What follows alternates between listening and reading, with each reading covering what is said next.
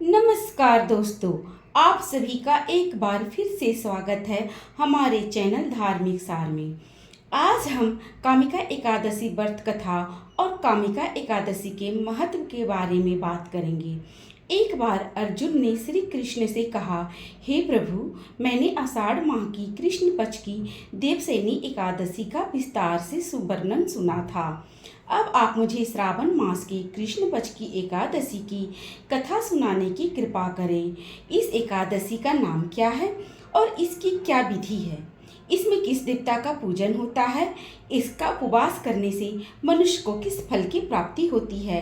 भगवान श्री कृष्ण ने कहा, हे श्रेष्ठ धनुधर, मैं श्रावण माह की पवित्र एकादशी की कथा सुनाता हूँ। ध्यान से सुनो। एक बार इस एकादशी की पावन कथा को भीष्म पिता ने लोकहित के लिए नारद जी को सुनाया था। नारद जी ने कहा था, हे पितामह, आज मेरी श्रावण के कृष्ण पक्ष की एकादशी की कथा सुनने की इच्छा है, अतः आप इस एकादशी की व्रत कथा विधान से सुना दीजिए। नारद जी की इच्छा को सुनकर भीष्म पितामह ने कहा था, हे नारद जी, आपने बहुत ही सुंदर प्रस्ताव रखा है। आप बहुत ध्यानपूर्वक इसे सुने। श्रावण माह के कृष्ण पक्ष की एकादशी का नाम कामिका एकादशी है। इस एकादशी की कथा सुनने मात्र से ही वाजपेयी यज्ञ के फल की प्राप्ति होती है। कामिका एकादशी के उपवास में शंख चक्र गदाधारी भगवान विष्णु का पूजन होता है।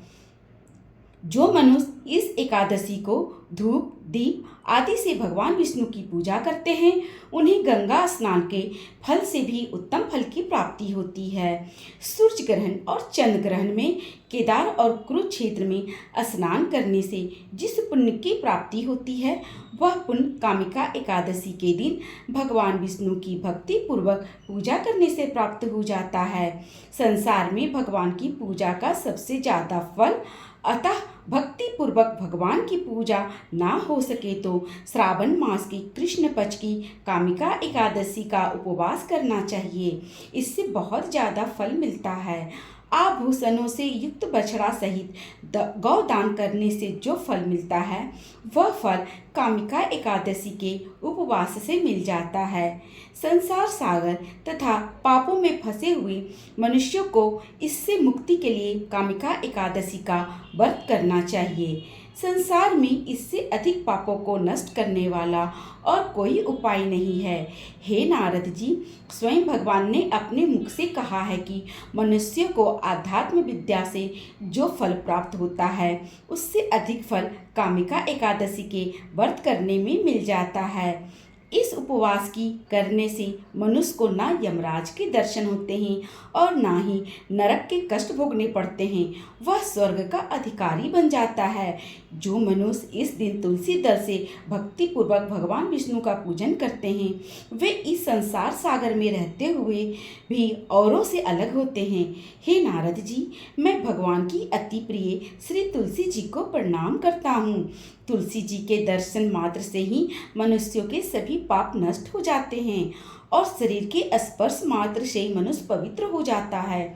जो मनुष्य तुलसी जी को भक्ति पूर्वक भगवान के श्री चरणों में अर्पित करता है, उसे मुक्ति मिल जाती है। इस कामिका एकादशी की रात्रि को जो मनुष्य जागरण करते हैं और दीपदान करते हैं, उनके पुण्यों को लिखने में चित्रगुप्त भी असमर्थ होते हैं। एकादशी के दिन जो मनुष्य भगवान के सामने दीपक जलाते हैं, उनके पितृ स्वर्ग लोक में अमृत का पान करते हैं। कामिका एकादशी की व्रत कथा के अनुसार एक गांव में एक वीर क्षत्रिय रहता था। एक दिन किसी कारणवश उसकी एक ब्राह्मण से हाथापाई हो गई और उसके हाथों उस ब्राह्मण की मृत्यु हो गई। अपने हाथों द्वारा गलती से मारे गए उस ब्राह्मण की क्रिया उस क्षत्रिय ने करनी चाहिए, परंतु पंडितों ने उसे ऐसा करने से मना कर दिया। ब्राह्मणों ने बताया कि तुम पर ब्रह्म हत्या का दोष है, पहले पश्चाताप करके इस पाप से मुक्त हो जाओ, तभी हम तुम्हारे घर भोजन करेंगे। इस पर क्षत्रिय ने पूछा कि इस पाप से मुक्त होने का क्या उपाय है। तब ब्राह्मणों ने बताया कि श्रावण माह के कृष्ण पक्ष की एकादशी को भक्ति भाव से भगवान श्रीधर का व्रत एवं पूजन कर ब्राह्मणों को भोजन करा के उनका आशीर्वाद प्राप्त करके इस पाप से मुक्ति मिल जाएगी। पंडितों के बताए हुए तरीके पर व्रत करने वाली रात में भगवान श्रीधर ने क्षत्रिय को दर्शन देकर कहा कि तुम्हें ब्रह्म हत्या के पाप से मुक्ति मिल गई है। इस व्रत के करने से ब्रह्म हत्या आदि के सभी पाप नष्ट हो जाते हैं और इस लोक में सुख भोग कर प्राणी अंत में विष्णु लोक को जाते हैं। कामिका एकादशी के इस महात्म को सुनने और पढ़ने से मनुष्य स्वर्ग लोक को प्राप्त होते हैं। अगर मेरी ये वीडियो आपको अच्छी लगती हो तो वीडियो को लाइक कर और चैनल को सब्सक्राइब जरूर करें। राधे राधे।